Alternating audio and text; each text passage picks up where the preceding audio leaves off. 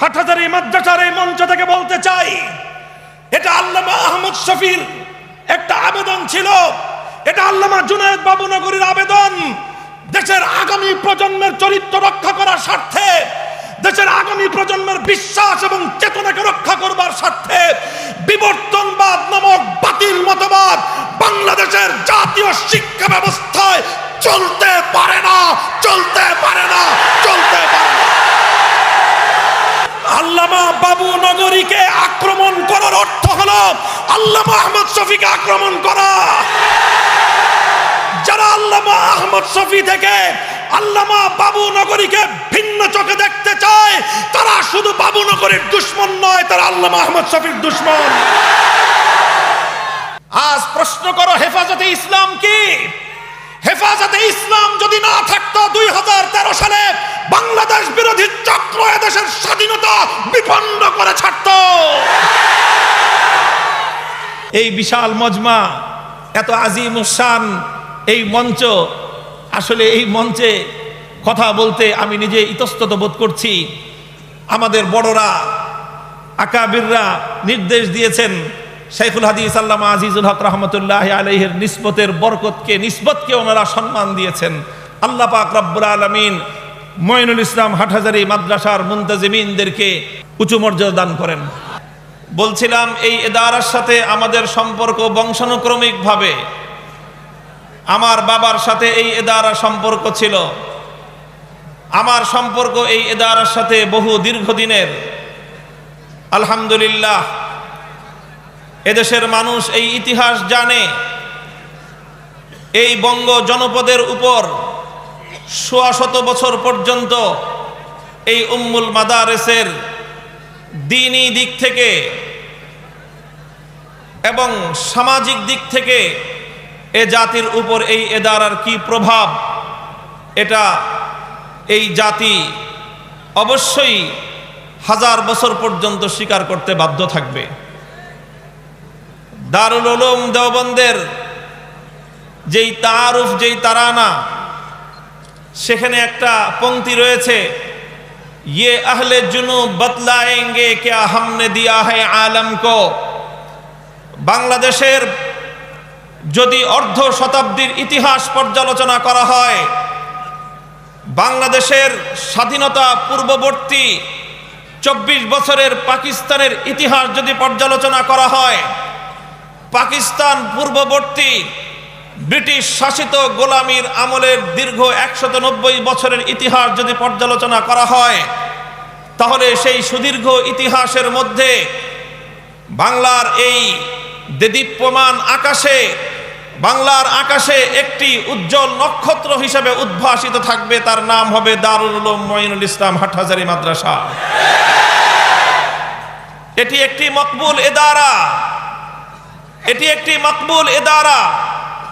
আল্লামা হাবিবুল্লাহ রহমতুল্লাহ আলাইহির বরকতি হাতে তার আরো 4 সহকর্মী সহ হযরত মাওলানা জমিরউদ্দিন রহমতুল্লাহ আলাইহি, হযরত মাওলানা আব্দুল হামিদ রহমতুল্লাহ আলাইহি, হযরত মাওলানা আব্দুল ওয়াহিদ রহমতুল্লাহ আলাইহি এবং সুফি আজিজুর রহমান রহমতুল্লাহ আলাইহি সহ আকাবেরে খামসা, আল্লাহ পাক রব্বুল আলামিন মঈনুল ইসলাম হাটহাজারী মাদ্রাসাকে এই সৌভাগ্য দান করেছে। এটা একটা হুসনে ইত্তেফাক যে ইসলামের বুনিয়াদ যেরকম বুনিয়াল ইসলাম আলা খামস, ইসলাম যেরকম 5টি বুনিয়াদের উপর প্রতিষ্ঠিত হয়ে সারা দুনিয়া থেকে জাহেলিয়াতের অন্ধকারকে বিদূরিত করে বিশ্ব মানবতায় সভ্যতার আলোকবর্তিকা প্রজ্বলন করেছে। এই বাংলার অন্ধকার যুগে 5 বুনিয়াদের উপর দাঁড়িয়ে দারুল উলুম মঈনুল ইসলাম গোটা বঙ্গ এলাকায় আলোর প্রদীপ প্রজ্বলিত করেছে। এটা সেই ইদারা, যে ইদারা থেকে আলোর মশাল জ্বলেছে। এটা সেই ইদারা, যে ইদারা থেকে ব্রিটিশ ভারতবর্ষে ব্রিটিশের গোলামীর জিঞ্জিরকে ছিন্ন করবার জন্য এখান থেকে আওয়াজ উচ্চারিত হয়েছে। এটা সেই ইদারা, যেই ইদারা থেকে সর্বদাই দেশ এবং জাতির যে কোনো ক্রান্তিকালে শক্ত হাতে হাল ধারণ করা হয়েছে। এটা সেই এদারা, যেই এদারার সাথে যারা টক্কর দিতে এসেছে, ইতিহাস বলে ওদের অস্তিত্ব ইতিহাস থেকে নিশ্চিহ্ন হয়ে গিয়েছে। আমরা দ্ব্যর্থহীন ভাষায় আজও বলতে চাই, দারুল উলুম মুঈনুল ইসলাম হাটহাজারী মাদ্রাসা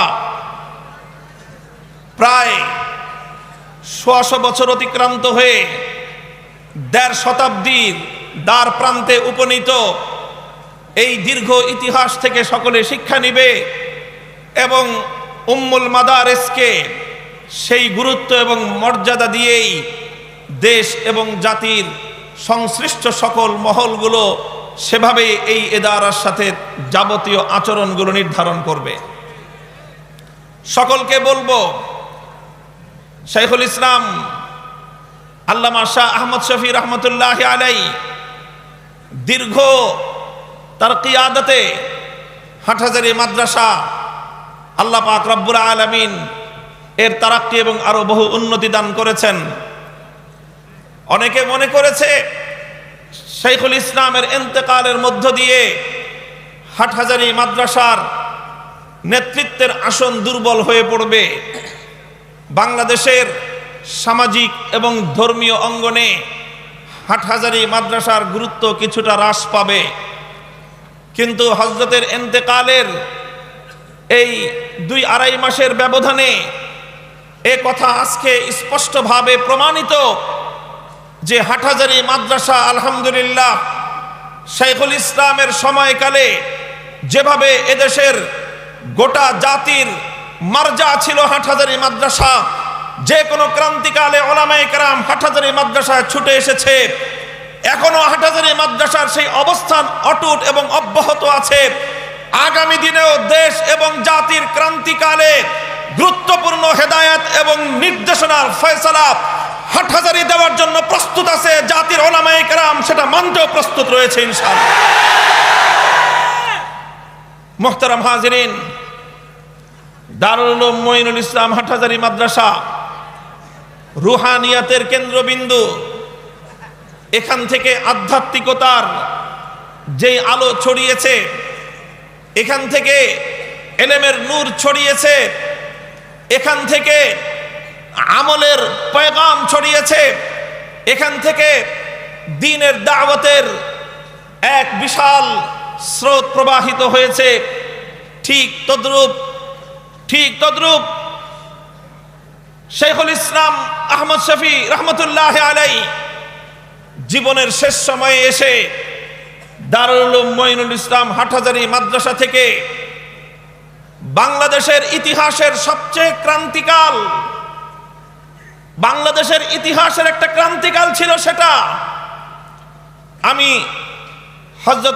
হযরত শাইখুল ইসলাম রহমতুল্লাহ আলাইহির ইন্তেকালের পর অনেক জলসায় হযরতের জীবনী আলোচনার সুযোগ আমার হয়েছে, ডাক পড়েছে, ওলামায়ে কেরামের পক্ষ থেকে কথা বলেছি। একটি কথা আমি দ্ব্যর্থহীনভাবে উচ্চারণ করেছি, শাইখুল ইসলাম আল্লামা আহমদ শফির এদেশের মাদারেসে কওমিয়াগুলোর উপর কি অবদান সেটা মাদ্রাসাগুলো বলবে। হাটহাজারী মাদ্রাসার উপর শাইখুল ইসলামের কি অবদান এর প্রতিটি ইট কণা তার সাক্ষ্য দিবে। এদেশের ওলামায়ে কেরামের উপর তার কি অবদান সেটা এদেশের আলেম সমাজ তার সাক্ষ্য দিবে।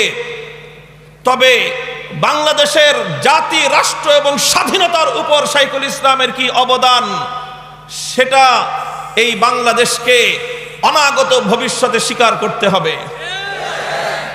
2013 সালের জানুয়ারি ফেব্রুয়ারির সেই সময়গুলোর কথা যদি কারো মনে থেকে থাকে, এমন একটা পরিস্থিতি বাংলাদেশে তৈরি হয়েছিল যেন গোটা বাংলাদেশকে নাস্তিক্যবাদ গ্রাস করতে চলেছে।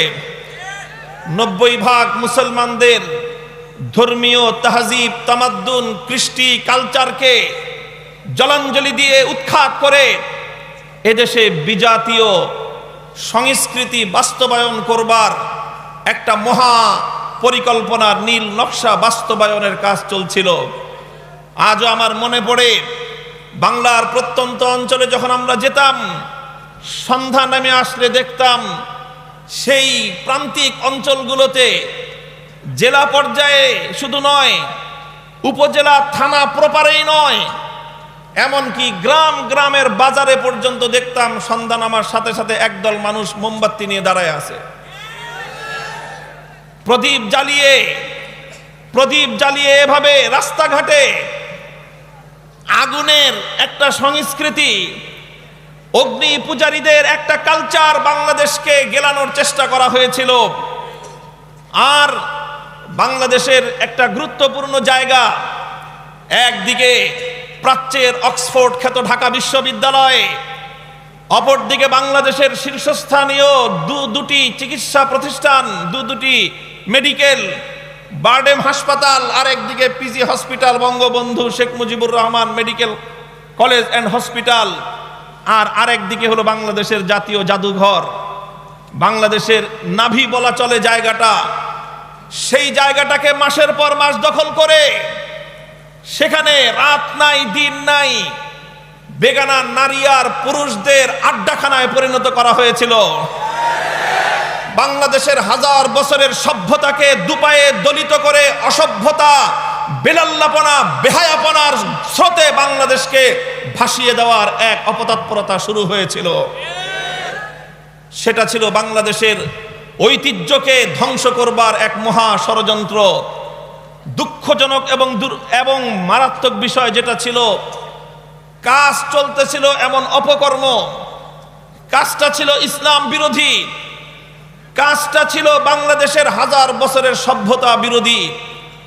আমার বাংলাদেশের জাতি ধর্ম বর্ণ নির্বিশেষে কোন জাতির সভ্য মানুষদের কাছে এটা অ্যাকসেপ্টেড নয়, এটা গ্রহণযোগ্য নয় যে একটা যুবতী মেয়ে, একটা তরুণী মেয়ে রাত 12টার সময়, 1টার সময়, সাথে তার কোনো গার্জিয়ান নেই, তার বাবা নেই, ভাই নেই, স্বামী নেই, এরকম কোনো অভিভাবক ছাড়া একটা যুবতী তরুণী মেয়ে রাস্তার মোড়ে গিয়ে অথবা কোনো গাছের আড্ডালে গিয়ে যুবকদের সঙ্গে নাচানাচি করবে, ঢলাঢলি করবে, এটা বাংলাদেশের শুধু মুসলিম সভ্যতা নয়, বাংলাদেশের হিন্দু বনেদি সভ্যতায়ও এটা কোশ্চেনকালেও গ্রহণযোগ্য ছিল না। কিন্তু সেই বাংলাদেশের হাজার বছরের সভ্যতাকে ধ্বংস করে দিয়ে বেহায়াপনা, অশ্লীলতা, এটাকে বাংলাদেশে প্রতিষ্ঠিত করবার এক পায়ে তারা চলছিল। এর চেয়েও আরো ভয়ঙ্কর এক বিষয় ছিল যেটা বাংলাদেশের অস্তিত্বকে শেকড় সহ উপড়ে ফেলবার পায়ে তারা ছিল। অনেকে তখন হাসি ঠাট্টা করে বলতো যে বাংলাদেশে বর্তমানে সরকার হলো দুটো, ওই সময়ের কথা বলতেছি, একটা হলো শেখ হাসিনার সরকার আর একটা হলো ইমরান এইচের সরকার। এমন একটা অবস্থা হয়েছিল, ইমরান এইচ সরকার ঘোষণা দিত পতাকা নামবে, 30 লক্ষ শহীদের রক্তের বিনিময়ে অর্জিত লাল সবুজের পতাকা একজন অপবিত্র ইমরান এইচ সরকারের নির্দেশে অর্ধনমিত হয়ে যেত। বাংলাদেশের জন্য এর চেয়ে বড় কলঙ্কজনক বিষয় কিছু হতে পারে না।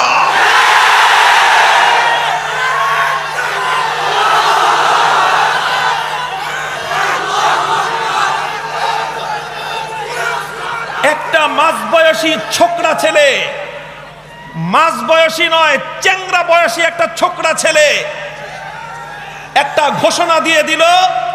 তার ঘোষণার সাথে সাথে বাংলাদেশের প্রাণ কেন্দ্র সচিবালয় থেকে বাংলাদেশের রাষ্ট্রীয় বড় বড় আমলা কর্মকর্তারা রাস্তায় লাইন ধরে দাঁড়িয়ে আছে। জিজ্ঞাসা করা হলো, আপনারা কেন দাঁড়িয়েছেন? কয় যে ইমরান এইচ সরকার বলছে। তোমাদেরকে বেতন দিত বাংলাদেশের জনগণ, রাষ্ট্র এবং শেখ হাসিনা সরকার, আর তোমরা লাইন ধরে দাঁড়িয়েছো ইমরান এইচ সরকারের নির্দেশে। কথাটা আমরা ভুলে যাইনি এবং এদেশের প্রকৃত দেশপ্রেমী জনতা কোনোদিন ভুলে যাওয়াটা সমীচীন নয়। মুহতারাম হাজরিন, প্রসঙ্গ আমি দীর্ঘায়িত করব না।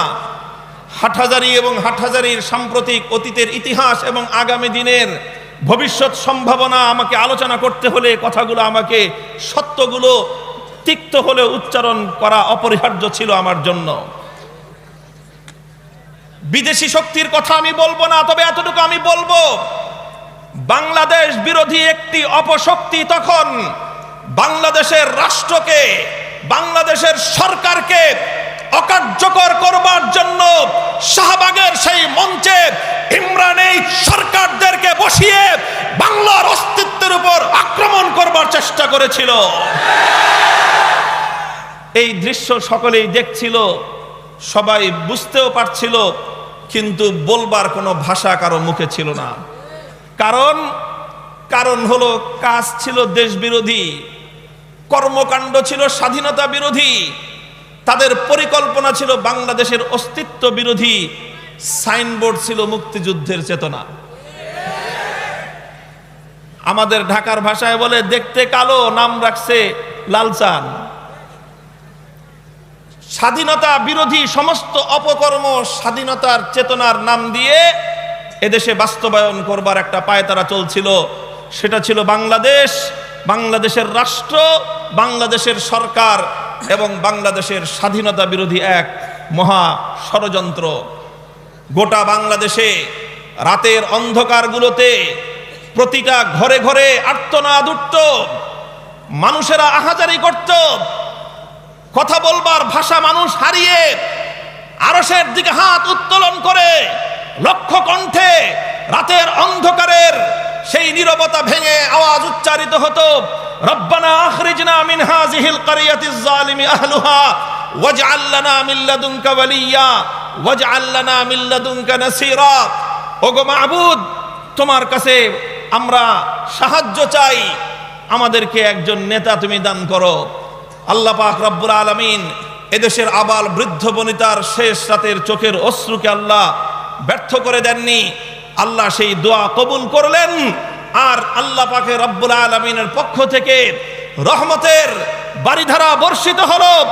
আর মনে হলো আল্লাহর রহমত হিসেবেই যেন এদেশে আবির্ভূত হলো হেফাজতে ইসলাম বাংলাদেশ। আজ প্রশ্ন করো, হেফাজতে ইসলাম কি? হেফাজতে ইসলাম যদি না থাকতো 2013 সালে বাংলাদেশ বিরোধী চক্র এদেশের স্বাধীনতা বিপন্ন করে ছাড়ত।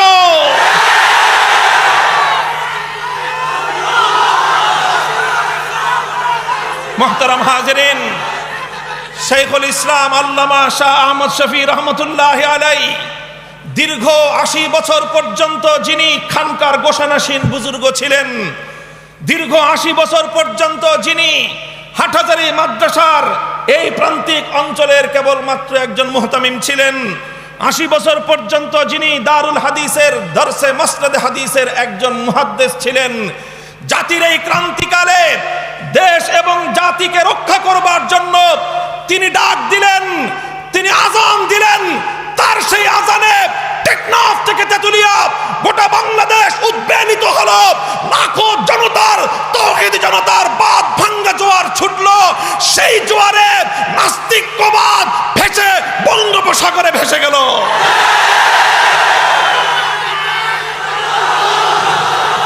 আল্লামা শাহ আহমদ শফী রহমতুল্লাহি আলাইহি সেই ধারা অব্যাহত রেখে গেলেন।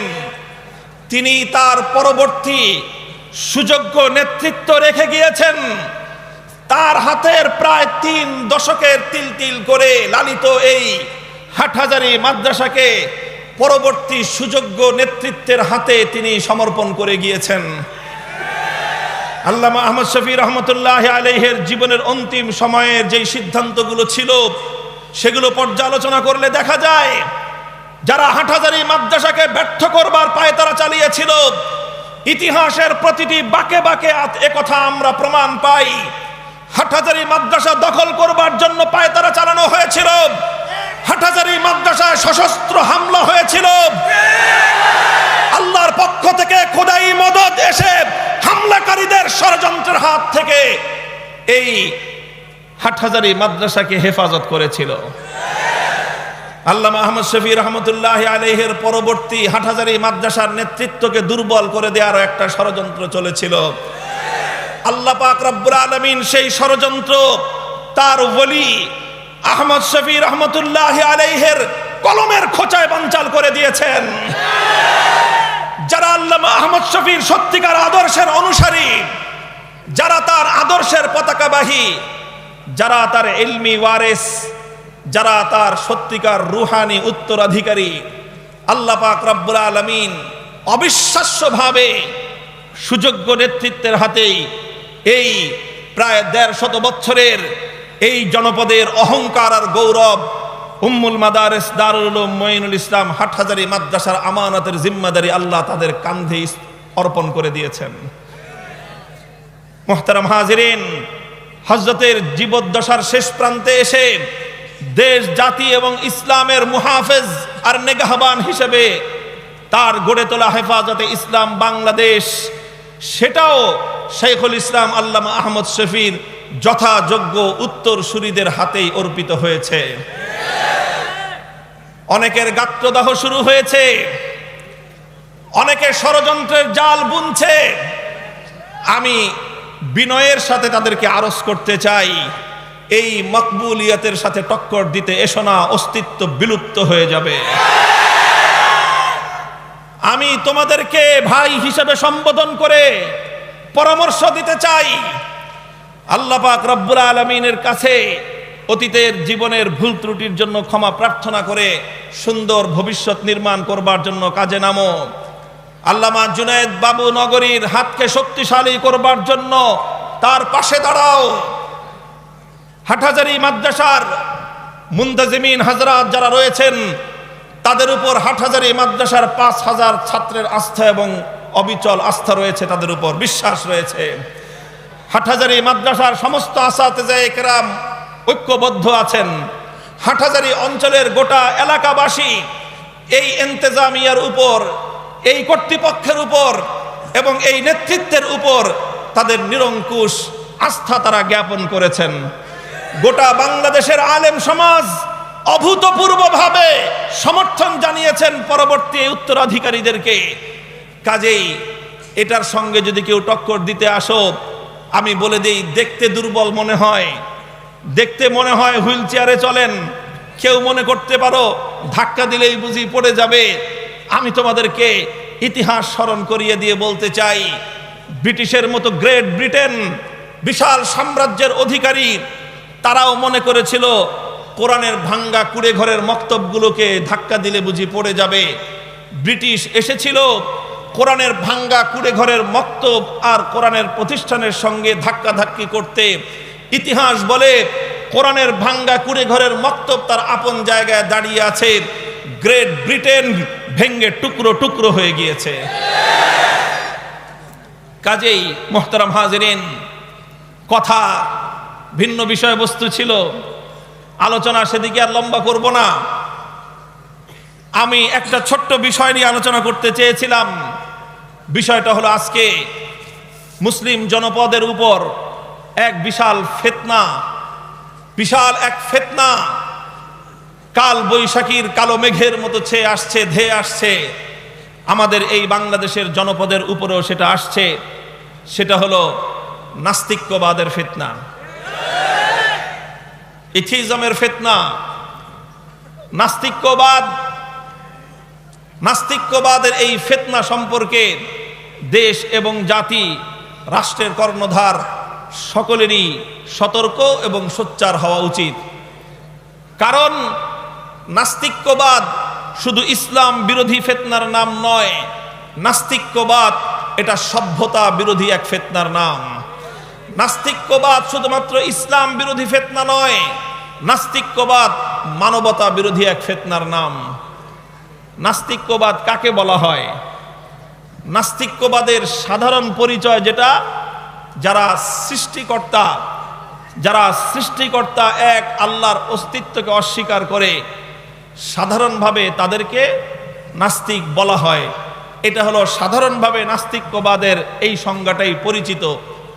কিন্তু ঘাটাঘাটি করতে গিয়ে দেখলাম নাস্তিক্যবাদ শুধুমাত্র এক আল্লাহর অস্তিত্বকে অস্বীকার করাই নয়, বরং নাস্তিক্যবাদ হলো আসলে যেই জিনিসের নাম, সেটা হলো অবিশ্বাসের নাম হলো নাস্তিক্যবাদ।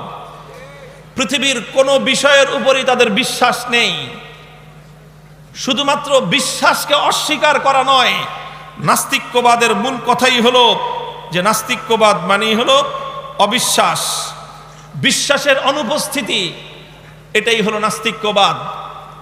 নাস্তিক্যবাদের মূল কথা যদিও পরবর্তী সময়ে 17 শতাব্দী, 18 শতাব্দী, 19 এবং 20 শতাব্দীতে এসে নাস্তিক্যবাদের অনেক ডেফিনিশন, অনেক পরিচয় অনেকে তুলে ধরেছেন, তবে আসলে প্রকৃত পরিচয়টা 1400 বছর আগে নাস্তিক্যবাদের আসল পরিচয় তার মূল বৈশিষ্ট্য সহ বিশ্ব দরবারে বিশ্লেষণ করে দিয়েছে পবিত্র আল কোরআনুল কারীম। সুবহানাল্লাহ বলা উচিত। আল্লাহ পাক রব্বুল আলামিন নাস্তিক্যবাদের যেই পরিচয় 1400 বছর আগে কোরআনে পাকের মধ্যে সূরাতুল জাসিয়ার 23 নম্বর আয়াতে আমার আল্লাহ বলেছেন, আফারাআইতা মান ইত্তাখাযা ইলাহাহু হাওয়াহু ওয়া আদাল্লাহু আল্লাহু আলা ইলমিন ওয়া খাতামা আলা সামঈহি ওয়া কলবিহি ওয়া জাআলা আলা বাসারিহি গিশাওয়াহ ফামান ইয়াহদিহি মিন বাদিল্লাহি আফালা তাযাক্কারুন।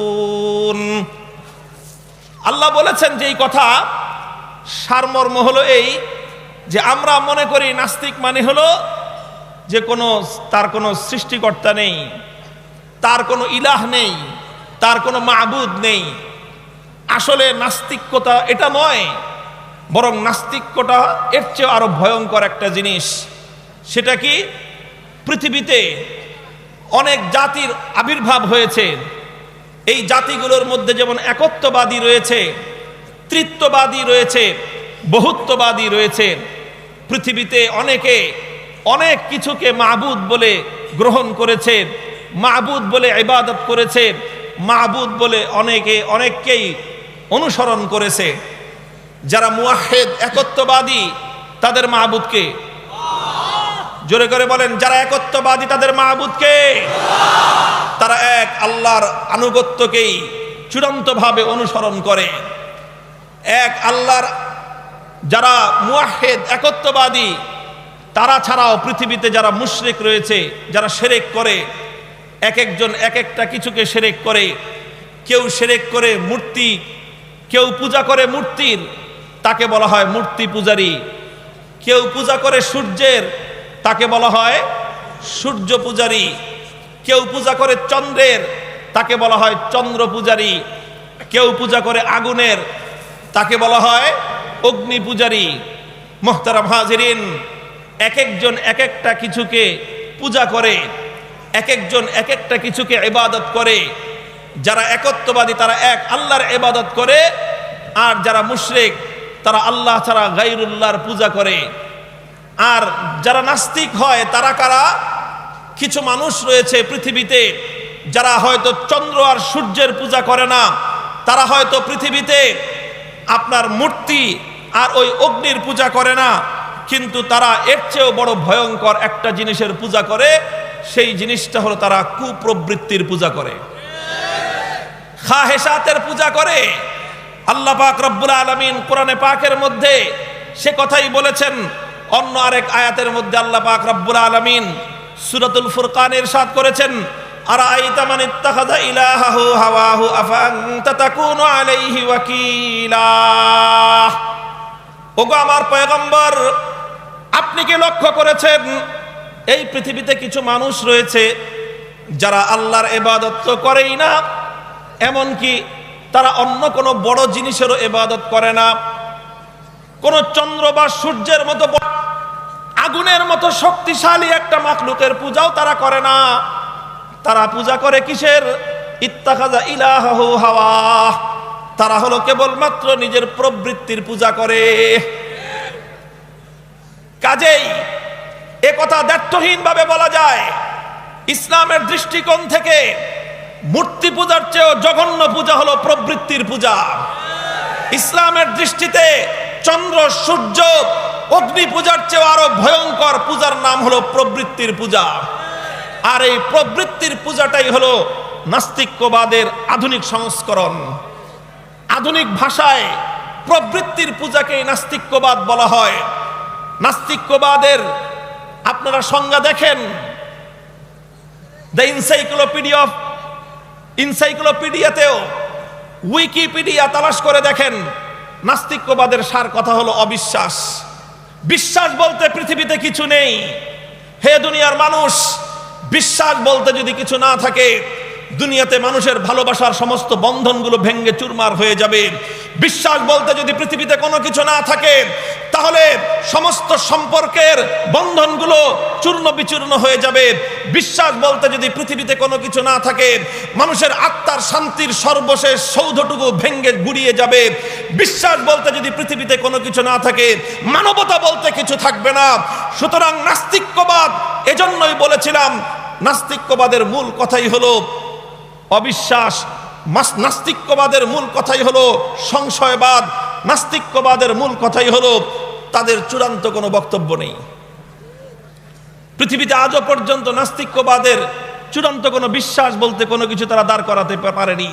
কখনো তারা কোরআনের বিরোধিতা করে, কখনো তারা আল্লাহর বিরোধিতা করে, কখনো তারা বিভিন্ন তথ্যের বিরোধিতা করে, ইসলামের বিভিন্ন আইন, ইসলামের বিভিন্ন বিধানের বিরোধিতা করে। অনেক সময় তারা আল্লাহর কোরআনের আয়াতের দ্বারাও প্রমাণ দেয়, কখনো তারা আল্লাহর নবীর হাদিস দিয়েও প্রমাণ দেয়, কখনো তারা হাদিসকেও গ্রহণ করে, কখনো তারা আল্লাহর কোরআনের আয়াতকেও গ্রহণ করে, কখনো কখনো তারা ধর্মীয় বিশ্বাসকেও গ্রহণ করে। আবার যখনই দেখে ধর্মীয় বিশ্বাস, কোরআনের কথা, হাদিসের বক্তব্য নিজের ধান্দার বিপরীত হয়ে যায়, সঙ্গে সঙ্গে চোখটা পল্টি মারে। অর্থাৎ এক কথায় বলতে গেলে নাস্তিক্যবাদ এটা হলো চূড়ান্ত সুবিধাবাদী একটা মতবাদের নাম। আশ্চর্য কথা, নাস্তিক্যবাদ যে কতটা চরিত্রহীনতা, এই কথাটা আমি এই নাস্তিক্যবাদ বিষয়ে ঘাঁটতে গিয়ে একটা তথ্য পেলাম। উইকিপিডিয়া এক জায়গায় লিখেছে, দেখেন আমি আপনাদেরকে কথাটা কোট করে শোনাই, কোড এবং আনকোড, কোড অ্যান্ড আনকোড। উইকিপিডিয়া থেকে বলছি, বিশ্বাসীরা তো বটেই, এমনকি কিছু নাস্তিক মনে করে নাস্তিকরা অসৎ চরিত্রের হয়ে থাকে। এই অসৎ চারিত্রিক বৈশিষ্ট্য কিরূপ হতে পারে তার বর্ণনার মধ্যে রয়েছে খুন করা থেকে শুরু করে রেস্তোরাঁয় খাবারের বিল পরিশোধ না করা, হোটেলে খেয়ে টাকা দিবে না, হোটেলওয়ালার বিল মারবে, এর নাম হলো নাস্তিকতা। রিক্সাওয়ালায় রিক্সায় চড়ে টাকা দিবে না, সিএনজিওয়ালাকে খাটায় পয়সা দিবে না, শ্রমিক মজদুরকে মেহনত করায় তার পয়সা মেরে দিবে, খুন করবে, হত্যা করবে। এটা হলো নাস্তিক্যবাদের যে অসৎ চারিত্রিক বৈশিষ্ট্য। এটা আমার কোনো কথা নয়, কোনো আলেমেরও মন্তব্য নয়, এটা হলো খোদ উইকিপিডিয়াতে খোদ কিছু নাস্তিকদের ধারণা বলে এটাকে উল্লেখ করা হয়েছে। কাজে এজন্যই ওলামায়ে কেরাম নাস্তিক্যবাদের বিরুদ্ধে এত কঠোর। আমরা একথাই বলি, আমাদের কথা অনেকে ভুল বুঝে, আর নাস্তিকরা চেষ্টা করে আমাদের কথাগুলোকে ভুল বুঝায়, ভুল ব্যাখ্যা করে, আমাদের কথাগুলোকে খণ্ডিত আকারে উপস্থাপন করে রাষ্ট্র এবং সরকারকে আমাদের বিরুদ্ধে খেপিয়ে তুলতে। আমরা রাষ্ট্র এবং সরকারকে বারবার একথা বলছি। আল্লামা আহমদ শফীকে 2013 সালে আপনারা প্রাথমিকভাবে ভুল বুঝবার চেষ্টা করেছিলেন, পরবর্তীতে আপনাদের ভুল ভেঙেছিল এবং আল্লামা আহমদ শফীর অন্তিম সময় পর্যন্ত বাংলাদেশের রাষ্ট্র, বাংলাদেশের সরকার এবং প্রধানমন্ত্রী সম্মান এবং মর্যাদা আল্লামা আহমদ শফীকে দিয়েছেন। আজও আপনাদেরকে বলছি, আজকে যাই সকল নাস্তিকেরা হেফাজতে ইসলামের আমির আল্লামা জুনায়েদ বাবু নগরীর বিরুদ্ধে রাষ্ট্র শক্তিকে অথবা রাষ্ট্রের বিভিন্ন প্রতিষ্ঠানগুলোকে মিসগাইড করছে, ভুল ইনফরমেশন দিচ্ছে, আপনারা এ ব্যাপারে সতর্কতা অবলম্বন করুন। কারণ নাস্তিকরাই হলো বাংলাদেশের সভ্যতার সবচেয়ে বড় দুশমন। নাস্তিক্যবাদী হলো বাংলাদেশের ঐতিহ্যের সবচেয়ে বড় দুশমন। আমাদের সবার সাথে আমাদের আপোষ আছে, সব ধর্মাবলম্বীদের সাথে আমরা সহ অবস্থান, শান্তিপূর্ণ অবস্থানে বিশ্বাসী। সাম্প্রদায়িক সম্প্রীতির এই অনন্য ভূমি বাংলাদেশের এই ঐতিহ্যকে আমরা কোনোভাবেই ভুলুণ্ঠিত হতে দিতে চাই না। আমরা চাই এভাবেই আমরা হাটহাজারী মাদ্রাসার মসজিদ, কর্নারে তার হিন্দুদের মন্দির, শতবর্ষ পর্যন্ত পাশাপাশি চলছে। কোনোদিন হিন্দুরা এসে হাটহাজারী মাদ্রাসায় হামলা করেনি, কোনোদিন হাটহাজারী মাদ্রাসার মসজিদ থেকে একটা ঢিল হিন্দুদের মন্দিরে ছোড়া হয়নি। এটি বাংলাদেশ, এটি বাংলাদেশের হাজার বছরের ঐতিহ্য। এই ঐতিহ্যকে ধ্বংস করতে চায় নাস্তিকেরা, কারণ নাস্তিকদের কোনো চরিত্র নাই, নাস্তিকদের কোনো বিশ্বাস নাই। তারা নিজেদের সুবিধার জন্য যখন দরকার হয় তখন আল্লাহর কোরআন থেকে প্রমাণ পেশ করে, আবার যখন নিজেদের সুবিধা দেখে তখন আল্লাহর কোরআনকে ছুঁড়ে মারতেও এরা মুহূর্তকাল বিলম্ব করে না। ছোট্ট একটা দৃষ্টান্ত দিই আমি আপনাদের সামনে। মোহতারাম হাজিরিন, এই যে বিগত বেশ কিছুদিন ধরে বিতর্ক চলছে, একদল নাস্তিক বিভিন্ন মিডিয়ায়, টেলিভিশনের টকশোগুলোতে, বিভিন্ন সামাজিক যোগাযোগ মাধ্যমে তারা ইসলামপন্থীদের, ইসলামের অকাট্য আকীদা এবং বিশ্বাসের বিরুদ্ধে খুব সোচ্চার কণ্ঠে তারা প্রতিবাদ জানিয়েছে এবং ইসলামের বিরুদ্ধে তারা যুদ্ধের ময়দানে নেমেছে। নেমে গিয়ে তারা তাদের দাবি প্রমাণ করবার জন্য, তাদের দাবিকে প্রমাণ করবার জন্য তারা আল্লাহর কোরআনের উদ্ধৃতি দেওয়া শুরু করলো। প্রসঙ্গটা আমি বলতেছি না, প্রসঙ্গটা আপনারা ইঙ্গিতে বুঝে নেন। যেই প্রসঙ্গটা নিয়ে গত 1.5 মাস বাংলাদেশ উত্তাল, সেই প্রসঙ্গে মূল উস্কানিদাতা শ্রেণীর নাম হলো নাস্তিক মুরতাদ।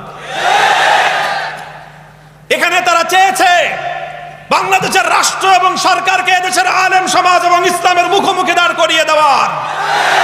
তারা চেষ্টা করেছে এদেশের ইসলামকে দুর্বল করে দেওয়ার। তারা চেয়েছে বাংলাদেশের রাষ্ট্রটাকে, রাষ্ট্রের অস্তিত্বের উপর আঘাত হানবার। এজন্যই তারা সুপরিকল্পিতভাবে ষড়যন্ত্রের জালটা বিস্তার করেছে। লক্ষ্য করে দেখবেন, এরা বারবার কোরআনের কিছু শব্দ উচ্চারণ করে, পুনরাবৃত্তি করে। টকশোগুলোতে ওদের শব্দ শুনতে শুনতে মনে হয় ওরে বাপরে বাপ, এক একজন মনে হয় আল্লাহর কোরআনের কত বড় গবেষক। কোরআনের কোথায় কোথায় আওসান শব্দ আছে, কোথায় কোথায় তিমসাল শব্দ আছে। তিমসাল শব্দ কোরআনের সূরা সাবার কয় নম্বর আয়াতে আছে, আওসান শব্দ কোরআনে পাকের সূরাতুল মুদ্দাসসিরের কয় নম্বর আয়াতে আছে। আওসান শব্দের কি অর্থ, তিমসাল শব্দের কি অর্থ, এইভাবে এটা সেটা দিয়ে কি বিশ্লেষণ, ওরে বাপরে বাপ, মনে হয় এক একজন জবরদস্ত মুফাসসিরে কোরআন।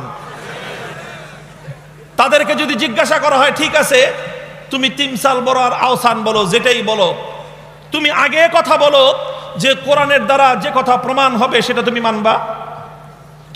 আমি জিজ্ঞাসা করলাম নাস্তিকদেরকে, তোমাদেরকেই জিজ্ঞাসা করলাম, বলো কোরআন যদি বলে তিমসাল হারাম, তুমি তিমসাল হারাম মানবা?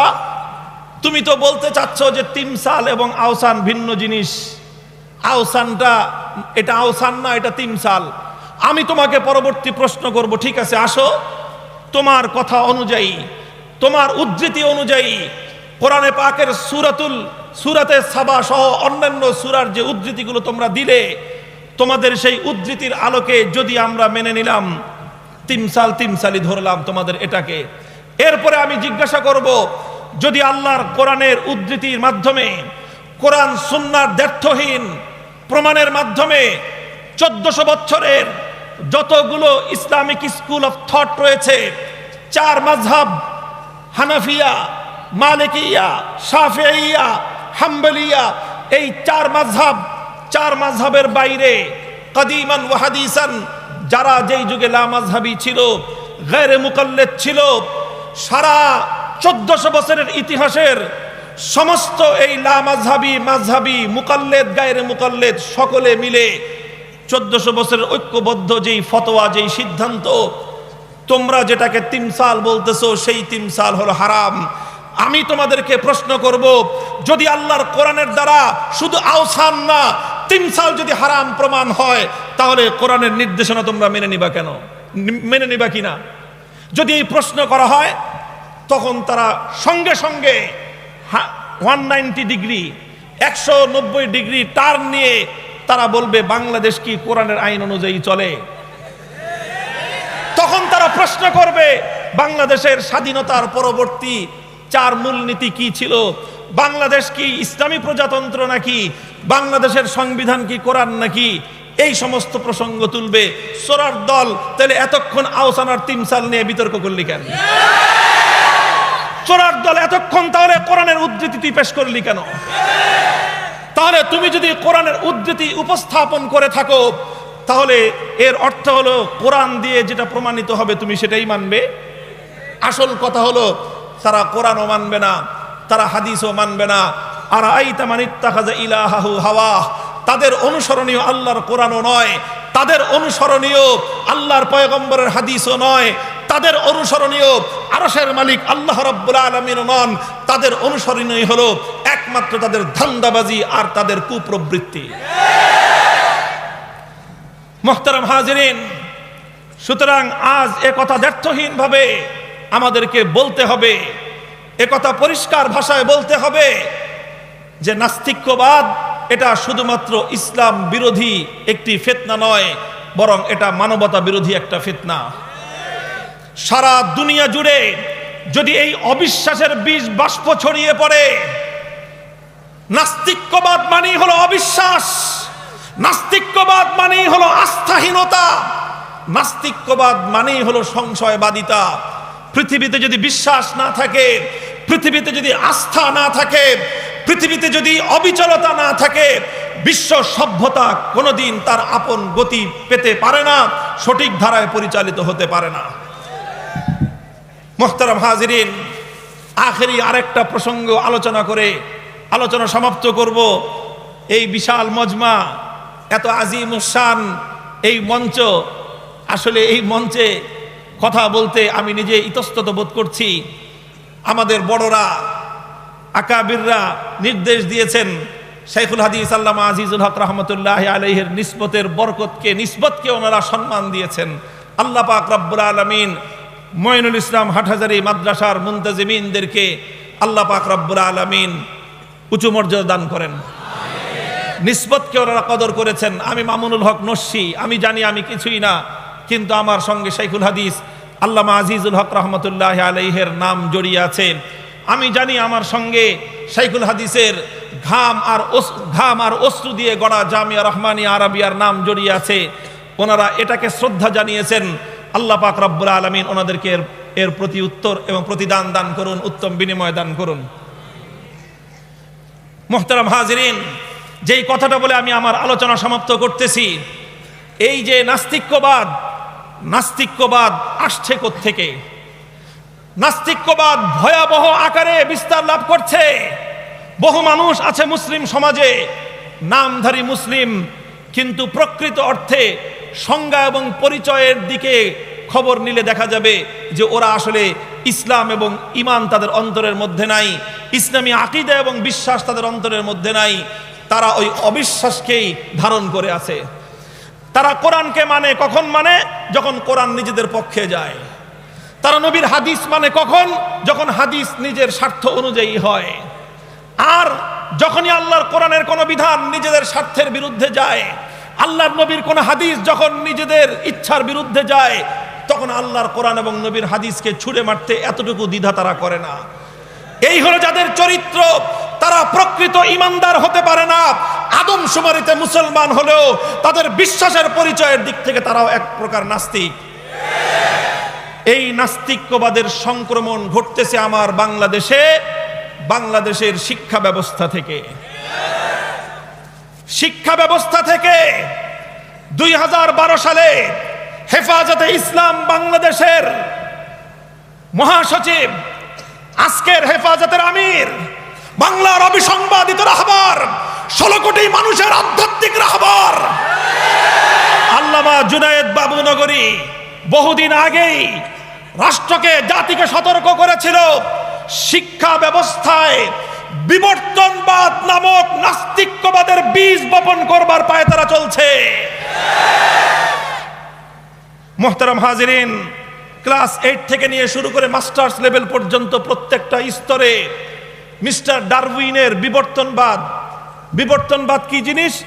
বিবর্তনবাদ মানে হলো মানুষ কিভাবে সৃষ্টি হয়েছে মানুষ সৃষ্টি হয়েছে, মানুষ আগে বানর ছিল। বানর কিভাবে হয়েছে? বানর এর আগে ইন্দুর ছিল, ইন্দুরের আগে কি ছিল? ইন্দুরের আগে একটা ছোট পোকা ছিল, পোকা থেকে মাকড় ছিল। এইভাবে জীব আর জীবাশ্ম থেকে পর্যায়ক্রমে বিবর্তন হতে হতে হতে হতে এক সময় মানুষ তৈরি হয়ে গিয়েছে। নাউজুবিল্লাহি মিন যালিক।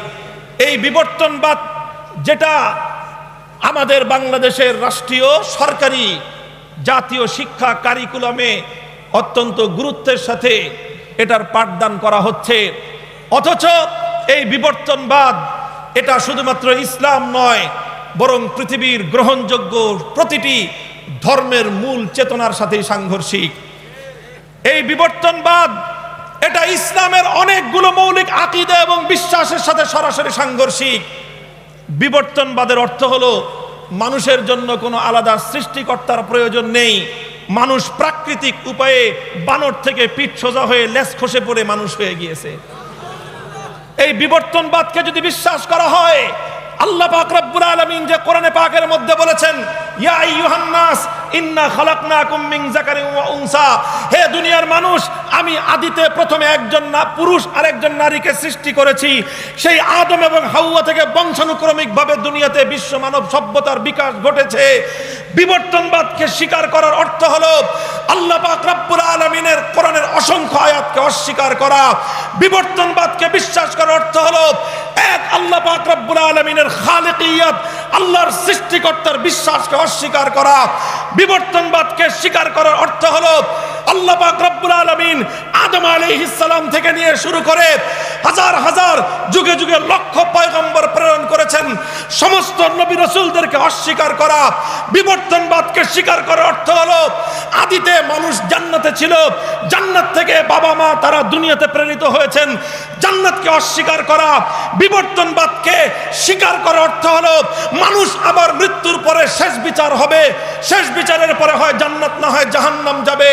বিবর্তনবাদকে স্বীকার করলে আখিরাতকে অস্বীকার করা হয়, বিবর্তনবাদকে স্বীকার করলে শেষ বিচারকে অস্বীকার করা হয়, বিবর্তনবাদকে বিশ্বাস করলে কবর জগৎকে অস্বীকার করা হয়, বিবর্তনবাদকে বিশ্বাস করলে ইসলামের সমস্ত আকীদা এবং বিশ্বাসগুলো ধসে পড়ে যায়। এমনি এই স্লোগান দিয়ে না, কথা সময় শেষ আমার। বিবর্তনবাদের বিরুদ্ধে কেন বলছি? নাস্তিক্যবাদের বিরুদ্ধে আমরা কেন বলছি? নাস্তিক্যবাদ এটা চরিত্রহীনতার জন্ম দেয়। নাস্তিক্যবাদ জবাবদিহিতার কালচার এবং এই জবাবদিহিতার সিস্টেমকে ভেঙে চুরমার করে দেয়। কারণ বিবর্তনবাদের মাধ্যমে প্রমাণ হয় যে মানুষের কোনো জান্নাত জাহান্নাম নাই। বিবর্তনবাদের দ্বারা প্রমাণ হয় মানুষ বানর ছিল, আবার পরবর্তীতে আরেকটা কিছু হয়ে যাবে। এভাবে এই বিশ্বাসকে যদি মেনে নেওয়া হয়, তাহলে যারা বিবর্তনবাদকে বিশ্বাস করবে তারা আখিরাতের বিচারকে বিশ্বাস করবে না। আপনি বলেন, একজন মানুষ যখন পরকালে আল্লাহর নিকট জবাবদিহিতার ভয়কে আর ভয় পাবে না, আল্লাহর নিকট দাঁড়িয়ে জীবনের হিসাব দিতে হবে, এই ভয়টা যদি তার অন্তর থেকে নির্মূল হয়ে যায়, সে হবে সমাজের সবচেয়ে বড় দুর্নীতিবাজ।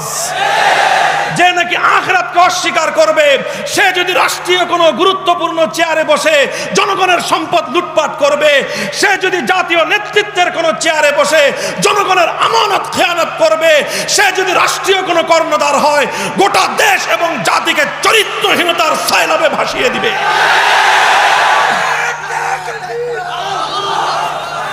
মুহতারাম হাজিরিন, সুতরাং আমাদের পরিষ্কার কথা হলো, আজকে যারা বিবর্তনবাদকে বিশ্বাস করবে, আগামীকাল সেই ছেলেটাই নাস্তিক হতে বাধ্য। বিবর্তনবাদকে বিশ্বাস করলে ইমানদার থাকা যায় না, ইমানদার থাকতে হলে বিবর্তনবাদকে বিশ্বাস করা যায় না। অথচ বিবর্তনবাদ এমন একটা মতবাদ যেটা শুধুমাত্র ধর্মীয় দৃষ্টিকোণ থেকে নয়, যেটা শুধুমাত্র পৃথিবীর বাস্তবসম্মত ইতিহাসের আলোকে নয়, বরং বিবর্তনবাদ এমন একটা মতবাদ যেটা বৈজ্ঞানিকভাবেও আজকে সারা ওয়ার্ল্ড থেকে রিজেক্টেড একটা মতবাদ। আমেরিকা বিবর্তনবাদকে ছুঁড়ে ফেলে দিয়েছে, পৃথিবীর উন্নত বিশ্ব ইউরোপ বিবর্তনবাদকে লাথি মেরে ফেলে দিয়েছে, এমনকি ভারত এবং ইসরায়েল তারাও বিবর্তনবাদকে ইতিহাসের আস্থা করে নিক্ষেপ করে দিয়েছে। সারা দুনিয়া থেকে যখন বিবর্তনবাদ বিদায় নিয়েছে। সারা দুনিয়ার ডাস্টবিনগুলো যখন ভরে গেছে বিবর্তনবাদ দিয়ে, আমাদের দেশের কয়েকটা নাস্তিক সেই উন্নত বিশ্বের ডাস্টবিন থেকে কুড়িয়ে এনে বাংলাদেশের 16 কোটি মুসলমানের কাঁধে বিবর্তনবাদ নামক নাস্তিক্যবাদের এই ভূত চাপিয়ে দেওয়ার পায়তারা করছে। হাটহাজারী মাদ্রাসার এই মঞ্চ থেকে বলতে চাই, এটা আল্লামা আহমদ শফির একটা আবেদন ছিল, এটা আল্লামা জুনায়েদ বাবুনগরীর আবেদন। দেশের আগামী প্রজন্মের চরিত্র রক্ষা করার স্বার্থে, দেশের আগামী প্রজন্মের বিশ্বাস এবং চেতনাকে রক্ষা করবার স্বার্থে বিবর্তনবাদ নামক বাতিল মতবাদ বাংলাদেশের জাতীয় শিক্ষা ব্যবস্থায় চলতে পারে না, চলতে পারে না, চলতে পারে না।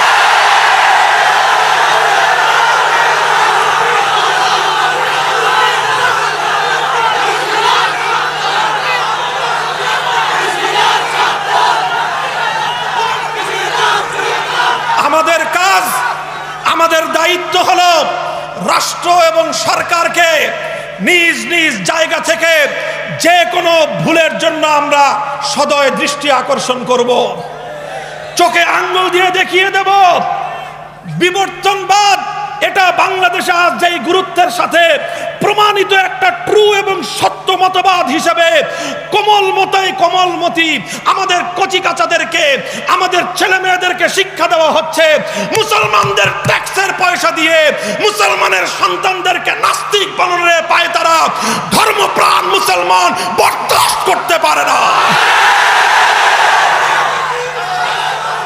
যদি আদর্শ জাতি গঠন করতে চান, যদি উন্নত চরিত্রবান জাতি গঠন করতে চান, জবাবদিহিতার ভয়ে ভীত একটা উন্নত জাতি যদি গঠন করতে চান, বিবর্তনবাদের মতো বাতিল মতবাদ ছুঁড়ে ফেলতে হবে, নাস্তিক্যবাদের শেকড়গুলো কেটে ফেলতে হবে, বিশ্বাস, আস্থা, ভালোবাসার বন্ধনে গোটা দেশ এবং জাতিকে ঐক্যবদ্ধ করতে হবে।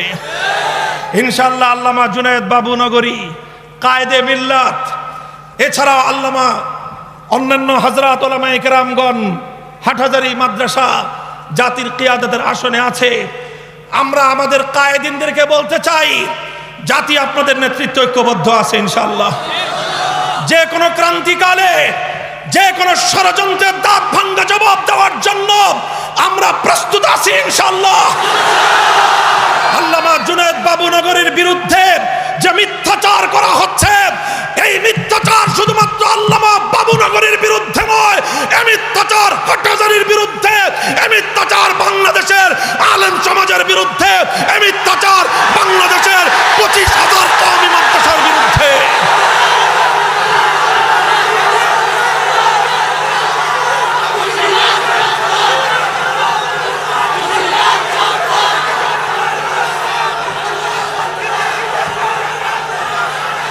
আল্লামা বাবুনগরীকে আক্রমণ করার অর্থ হলো আল্লামা আহমদ শফিকে আক্রমণ করা।